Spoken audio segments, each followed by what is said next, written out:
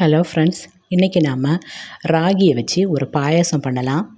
அதுக்கு நான் அரை கப் ராகியை 3 மணி நேரம் தண்ணியில் நல்லா ஊற வச்சுருக்கேன். அப்புறமா 2 தடவை தண்ணியில் நல்லா கழுகி எடுத்துக்கிறேன்.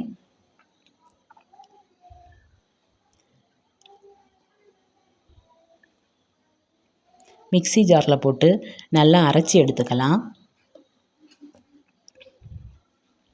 இந்த மாதிரி அரைச்சதும் அது கூட தண்ணி சேர்த்து நல்லா கலக்கி வச்சுக்கலாம்.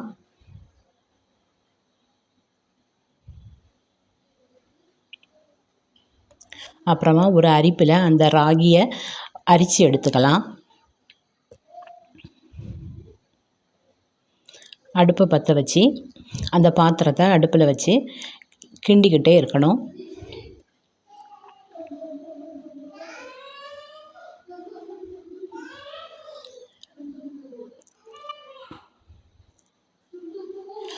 கிண்டி கொடுத்துக்கிட்டே இருங்க, விட்டுட்டோன்னா அது கட்டி ஆகிடும். அப்புறம் அது கொஞ்சம் கட்டிப்பதான் ஆனதும் சர்க்கரை சேர்த்துக்கலாம்.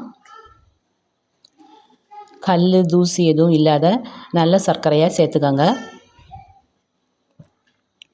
அரை கப்பு ராகிக்கு அரை கப்பு சர்க்கரை சேர்த்துக்கோங்க. சர்க்கரை நல்லா கரையிற வரைக்கும் கிண்டி கொடுத்துட்டே இருங்க.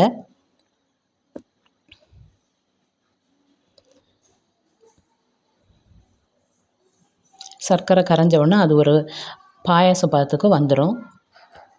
அதுக்கப்புறமா இன்னொரு பாத்திரத்தில் நெய் ஊற்றி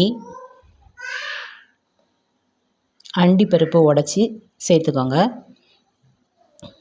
அண்டிப்பருப்பை நல்லா வறுத்து எடுத்துக்கலாம்.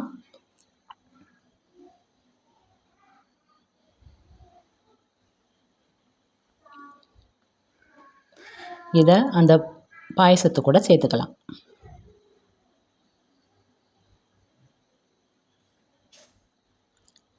நெய் பாயசத்தில் நல்லா மிக்ஸ் ஆகிற அளவுக்கு கிண்டி கொடுங்க.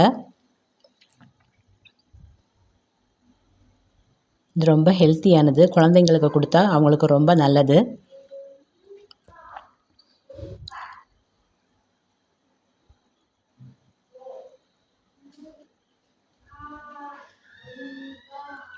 ஆறுனதும் குழந்தைங்களுக்கு கொடுக்கலாம், அவங்க விரும்பி சாப்பிடுவாங்க.